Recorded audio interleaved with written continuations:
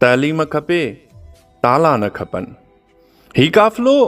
मज़लूमनि जो काफ़िलो आहे जेको तर्जुमानी करे थो सिंध जे सभिनी डिग्री होल्डर्स, पढ़ियल लिखियल बेरोज़गार नौजवाननि जी ऐं वसीलनि सां मालामाल सिंध जेका मुल्क पाले थी ऐं ॿियनि सूबनि जा नौजवान पोढ़ा पक्का सिंध जे वसीलनि ते हलंदड़ कंपनियुनि, फैक्ट्रियुनि, इदारनि में पुरसुकून रोज़गार कनि था ऐं एतिरे क़दुरु जो सिंध अंदरि हलंदड़ इदारनि ते बि ॿाहिरियनि सूबनि जा क़ाबिज़ रोज़गार कनि था। पर सिंध जा पढ़ियल लिखियल नौजवान दरबदर ऐं रोडनि ते काफ़िला कढी कराची खां इस्लामाबाद रवां दवा आहिनि। आख़िर छो? सिंध हुकूमत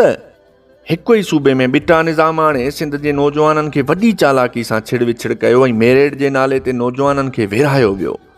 जिते कोर्टुनि हुकुम सादिर कयो आहे त 40+ ऐं उन खां मथे उमेदवारनि खे मेरिट लिस्ट ठाहे खेनि स्कूलनि में भर्ती कयो ऐं 21वीं सदी में वेंटिलेटर ते पियल सिंध जी तइलीम खे जदीद साइंसी तइलीम सां रंगियो। पर उते इक़्तिदार में वेठल असांजे चूंडियल नुमाइंदनि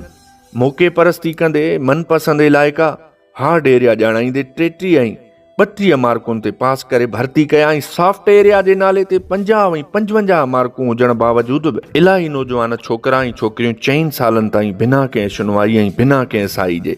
दर दर जूं ठोकरियूं खाईंदे 45 ॾींहंनि ताईं कराची प्रेस क्लब ते बुखुनि ऐं उञुनि में पिया रहिया। खेनि ते तशदुद कयो वियो, आंसू गैस जो इस्तेमालु कयो वियो ऐं अवामी हुकूमत